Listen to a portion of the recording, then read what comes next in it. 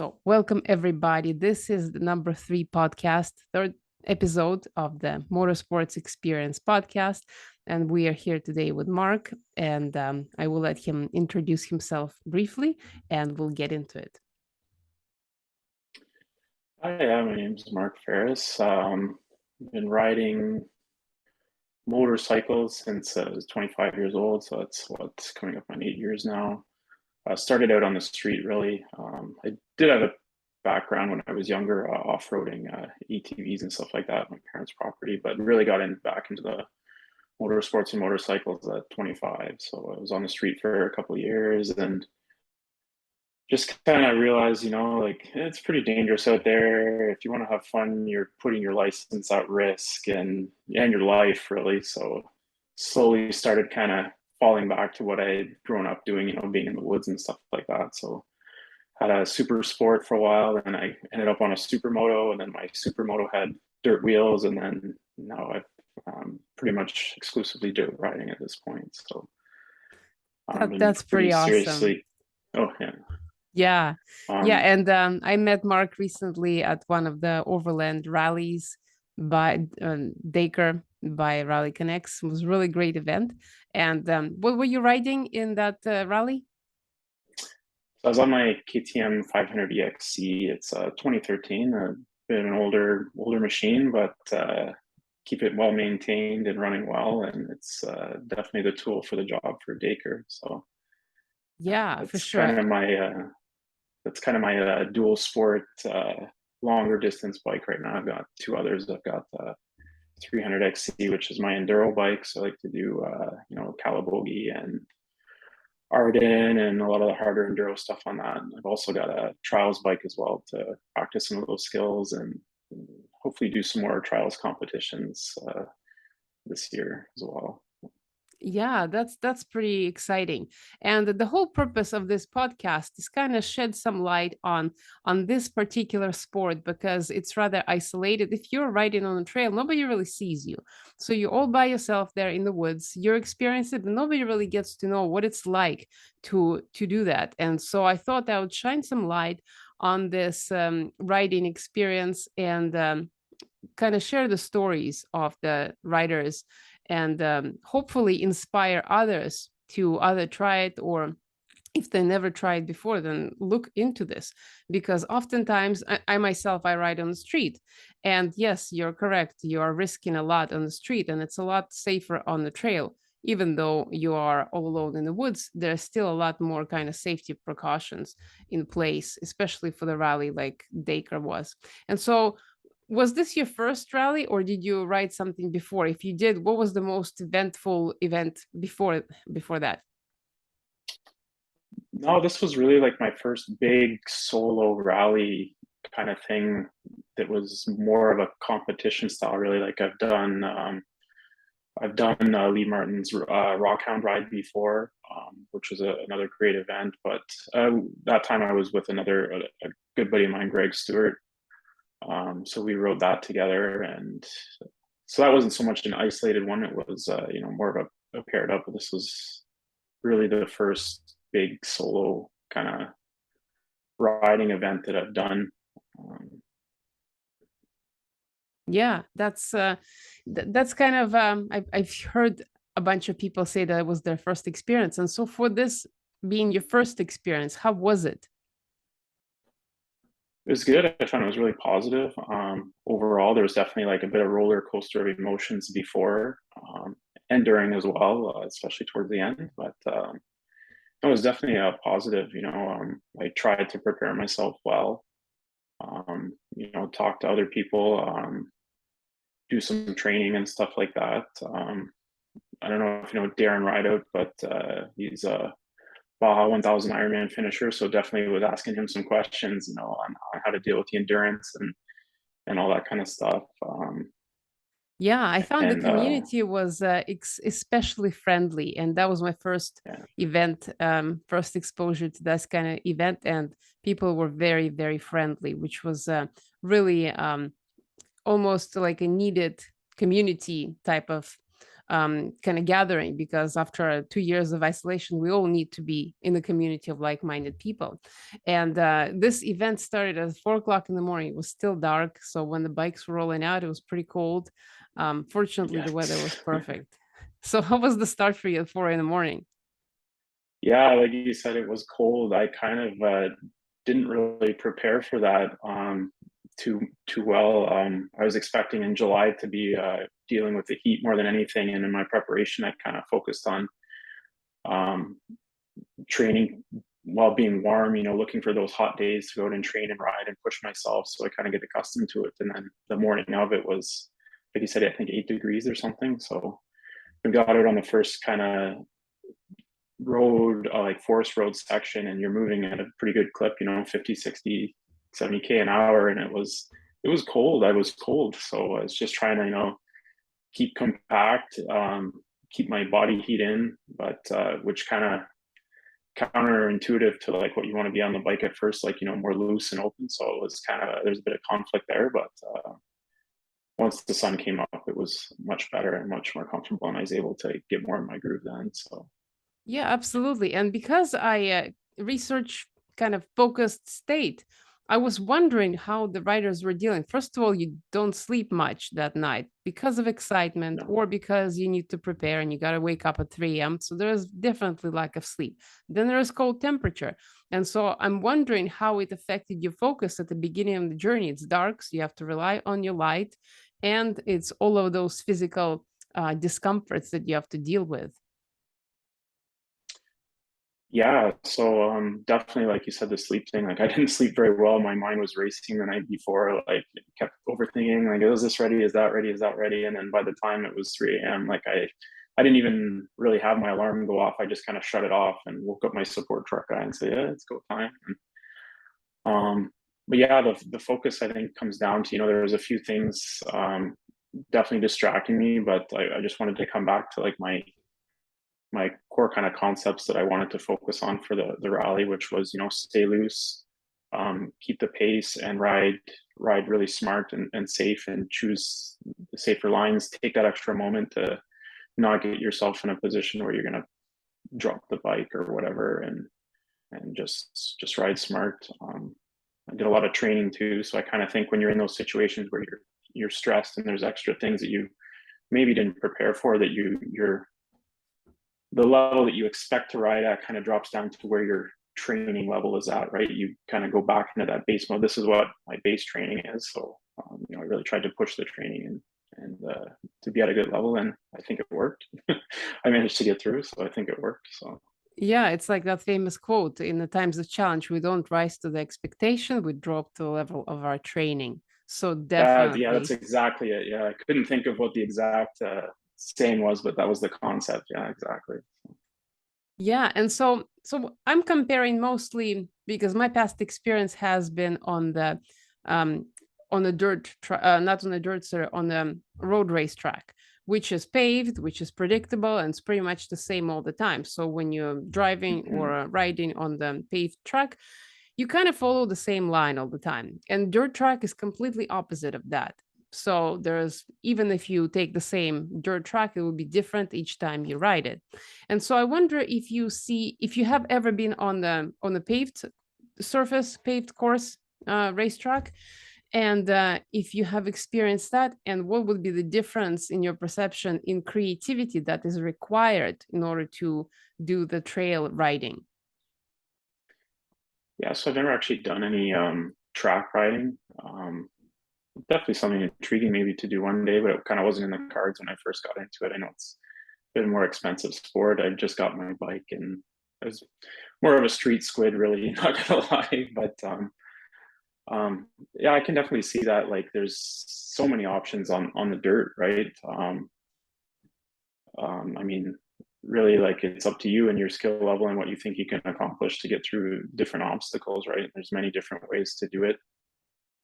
Um, So I know for me, like when I first really started on the dirt, it was there's typically kind of like a line that people will take, and you'll see it in the trail, like especially on a hill. There's like a nice V rut at the top or something, rocks, and you can kind of tell that's where everyone's going. And for the first while, for me it was that was kind of, well, that's just what I'm going to do. A lot of times I was in survival mode at the start, right? Just try and get through. And once I started, training more of the skills, doing things at Area 31 and the training area here in Ottawa that the BMA's put up, which is a great little area. So, I've definitely improved from it. I've seen lots of other people improve from it.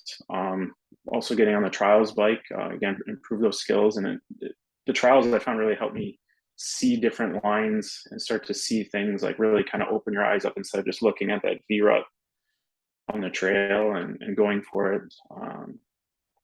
Seeing lines where there's bigger, smoother rocks, and those are kind of intimidating. And if you fall, it's a big fall. But once you have the confidence and the skills to just, okay, we'll just ride up there, and hey, it's smoother than the V-rut. You're not getting your pegs stuck. You're not getting hung up on a root or something. So I totally hear you. Yeah.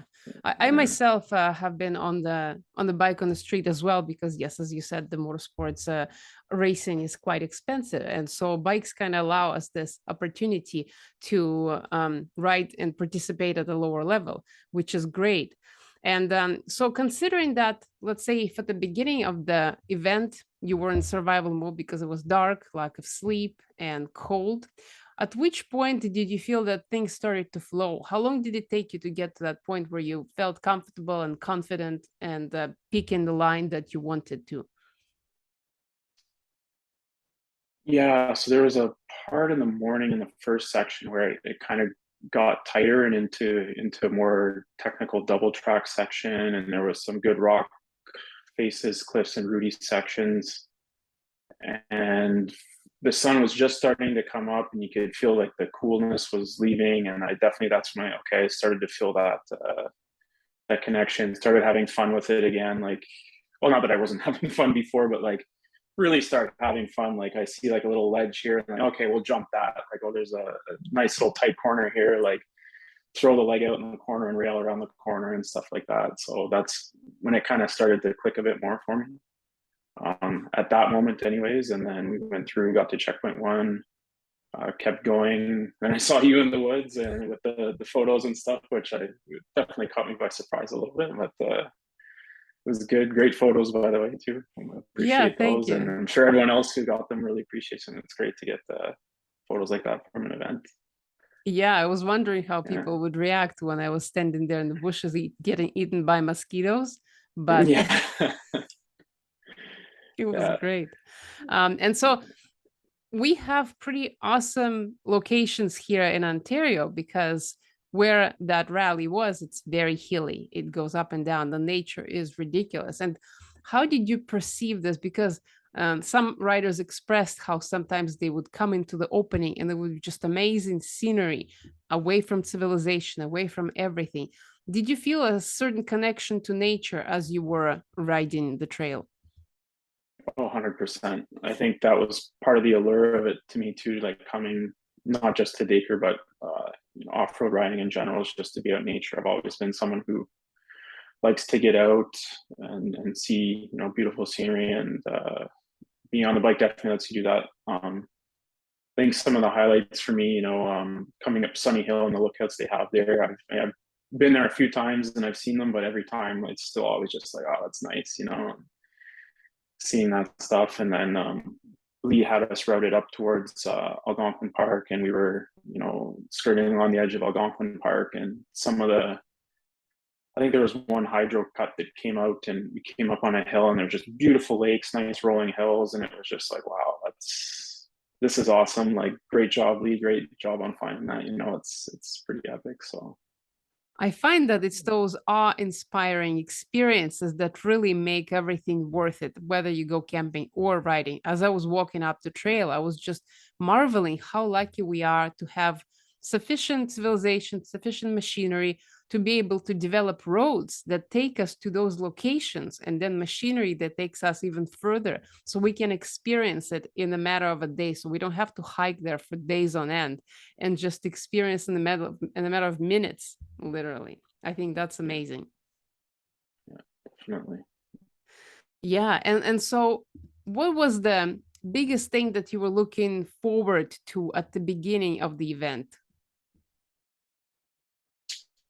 I feel like my goal was really to finish. That was the big thing. put a lot of effort and had a lot of people supporting me. And so there's kind of that element of, don't want to let people down. And also just for my personal self, I want to, prove that I can do it. So that was kind of my focus at the start. That was the biggest thing that I wanted to accomplish from the day. So I found that the riders who came latest after midnight, most of them had a support crew. And it was amazing to see how, if you're by yourself, it will be challenging. But if you have support crew, it becomes so much easier because at every checkpoint, you have somebody encouraging you, somebody supporting you, fixing whatever needs to be fixed. So it's almost like you're by yourself, but you're really not by yourself. How was that community and connection to your support team felt for you during that event? oh, huge, absolutely huge. Yeah, big shout out to my support guy, Mark Lowe, Big Mark Lowe. He was would not have happened without him. I mean, he was on the ball with everything, had gas, food, my batteries charged, anything I needed, he was ready to go. Um, it would not have happened without him, that's for sure. And I mean, he was the guy on the ground, but a lot of guys too that helped me train. Went for rides with me, helped me push, give me advice and stuff like that. Andrew Esser is a big one, that's for sure. He had really helped push. Sean Mooney's another guy as well. Yeah, and did some training with Jake Stapleton as well. He does RallyConnex, so like big support there and helped me a lot with preparation and stuff like that. So all those guys that helped supported me. There's Steve McGill as well, Thrash Moto, he helps with does a lot of fitness stuff and like that and that kind of stuff too. So yeah, like huge support, huge support. There's so many people. I mean, I rode the event solo and it really wasn't there. I had all these guys on my shoulder, like pushing me on, cheering me on and all that stuff. I was definitely thinking about that throughout the race. Throughout the Yeah, rally, sorry. that's one of the things that excites me the most about this event and events like that is because it's really so much more than just having fun on the bike. It's about community in so many ways and people coming together based on that experience, based on that passion for riding. But the community matters so much more. And great shout out to the RallyConnex and Lee Martin, who spent a lot of time coordinating in the back. For checking where riders were, preparing the trails, the Valley Rally Enduro guys who were also supporting the trail clearing, and all of that Yes. together is just so inspiring because we kind of have been in isolation for 2 years, and as people, we need to be together. We are designed to be in communities, and I was just so inspired by how well people work together that it's just truly amazing. Yeah, it really is a great community that we have.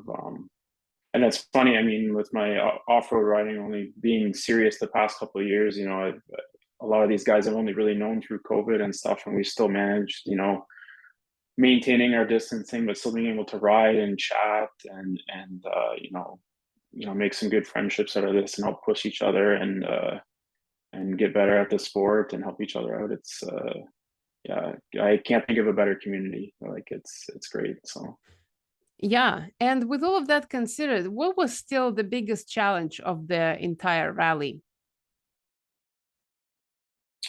again, just the distance and endurance for me, that was the biggest challenge. I kind of knew the terrain wasn't going to be like totally taxing on me, like as far as like challenges. There was definitely some sections that you have to work for, especially the single track through Sunny Hill and stuff like that. There's some good stuff in there. So um, yeah, for me that was just the distance and managing that and just trying to break it down into smaller pieces, smaller achievable things to build up to a bigger goal of completion, right? So, I mean, Lee kind of does a little bit of the work for you there with breaking up into the checkpoints. So, it's like, okay, the first goal, checkpoint 1, how are we going to get there? What are we going to do? What's the strategy?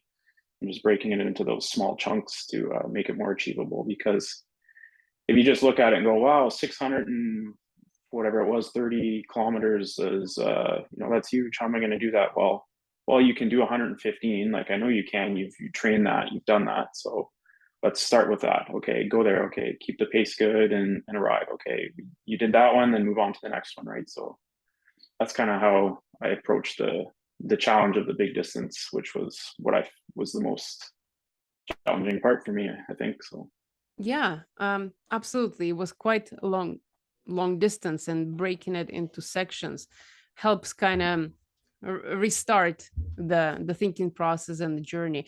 How was it like for you to focus at the end when the endurance, obviously, the body gets very tired after the whole day of riding and the hands from holding the handlebars? What was it like to really focus on the last few miles?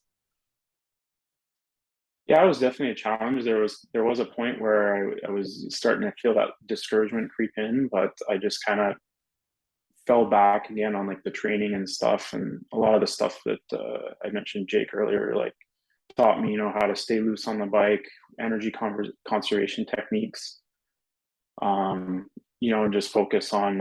I had set like a pace for myself to stick to, and just kind of watch the pace and keep the riding smart. When I start to see a small technical section, don't just blast into it aimlessly, but like slow down, take a second, look at the lines, and just keep on the goal. Right, just really stick to the plan and go from there. So that's kind of how I got through it. And one more little thing was when I finally saw, the on the GPS the finish line flag show up. That was kind of like a second, or well, not second, probably like 50-second win of the day. That I saw. I said, okay, it's in sight. You're almost there. Like, let's go. Let's do this. And I think at that point I'd been sitting down for a little bit and was just kind of plodding along. And when I saw those flags come up, it was like, okay, stand up and start charging a little more forward and go I for don't it. remember So what time did you arrive. Was it dark already? yeah, it'd been dark for maybe an hour and a half at that time. I was in just before 11 p.m. So Yeah, and so at the end of the day, when the body is tired and the focus is waning in the dark, coming back, that must be another challenge in itself. yeah, definitely. Again, I'm lucky to have done a fair bit of night riding over the past year, and a bit recently too, which really helped. So it wasn't super foreign to me. So again, it's kind of like fall back to that training. Make sure you have everything, you've done it all, kind of, and then you can piece it all together, right? So, Yeah. but yeah, no, And I was definitely tired, and the hands were kind of getting sore at that point. But yeah, I yeah, just knew it was close, so I just kept charging. it's probably inevitable with hands. You can't really train them enough. Eventually, they will get tired. You can't do that much, but it all becomes about the mindset of how to deal with that last, because the last mile in any race or in any event is the most challenging, and that's where it takes all of our attention, all of our reserves and training to get over it. And so I'm curious as to how you perceive events like this or this specific event uh, relating to your days after. So after you finished and you came home and you recovered physically, how long have you or have you felt anything, happiness or any kind of residual feelings after doing that? Yeah, to be honest, I feel like I'm still riding the high of it. Kind of, it's good. It's definitely sore for a couple of days. Funny enough, I think the Monday was actually the worst, but it's definitely very stiff and slow to move. But no, it definitely feels good. It's a big goal. It's something that I'm passionate about. So to be able to achieve, finish at Dacre is pretty good accomplishment. So I'm proud of myself. And yeah. Yeah, that elation and high is what I was looking for, because obviously after having such an intense experience, there would be a lot of kind of excitement still left over. And so I'm curious if you considered if it has affected your work in any way, like maybe you are more productive because of that high, or maybe you're doing things faster, or maybe you're less anxious, anything like that that showed up for you? Um, Actually had a really tough week at work following it, so it was kind of a bit of a mix, but um,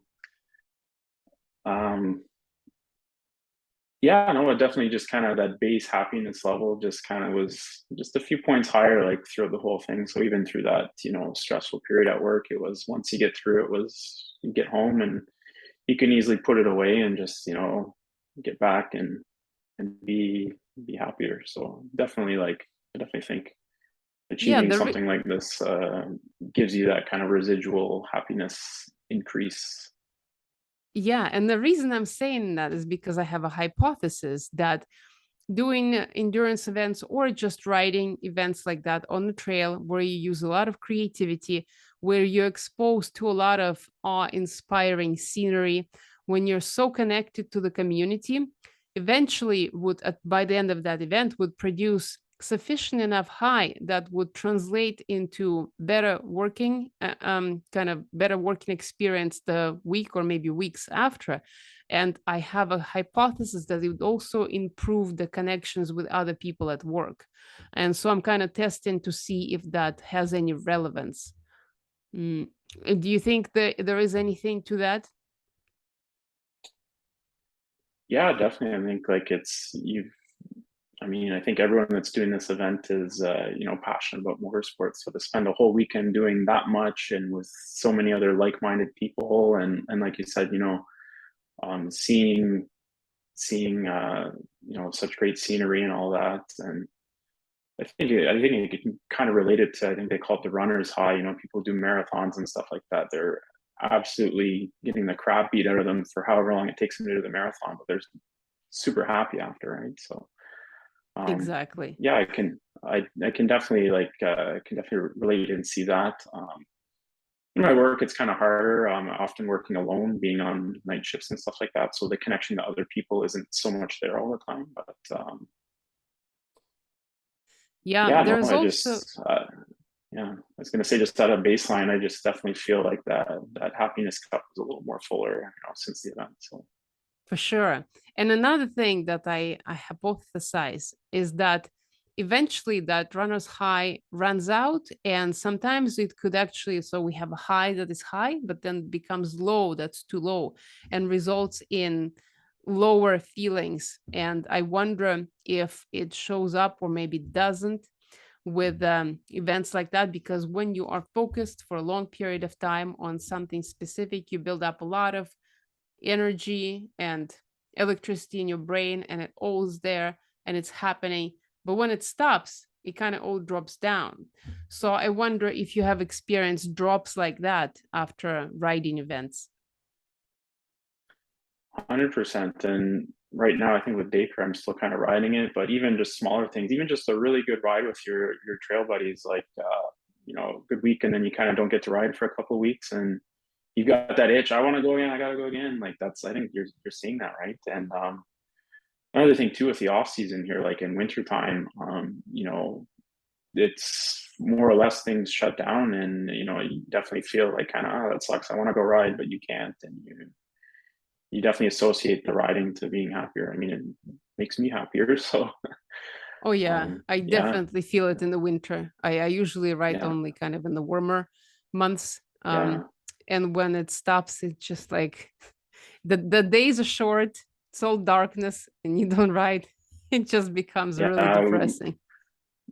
We've tried to mitigate it. I have my parents have some property just south of Ottawa, and I snowplow the track and we stud the tires, so we get a few guys out and chase each other around. So it's not a good trip to Calibogie, or it's definitely not a Dacre rally, but it kind of it's fun enough to put the smile on your face again, even in the cold months. So it's Yeah.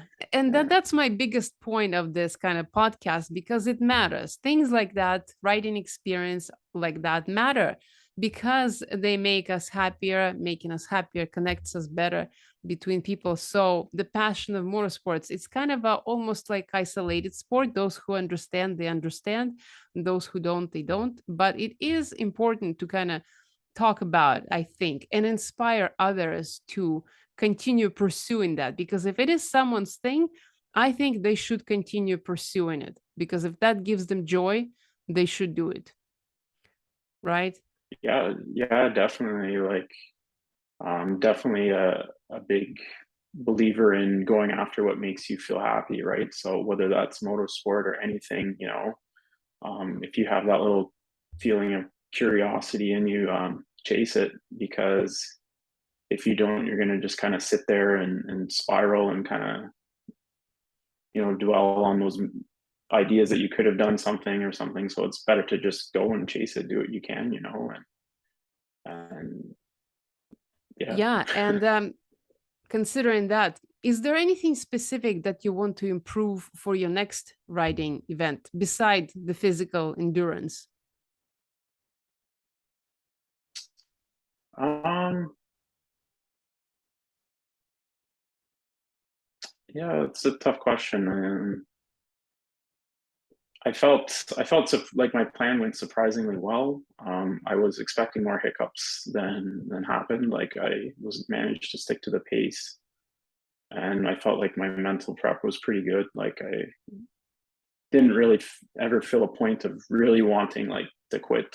So um, I think for my next event, I would kind of just do the same, like analyze what the event is, talk to other people who have done it, and kind of and go from there, take advice and formulate plans and stuff. So I don't think I would do much different, to be honest.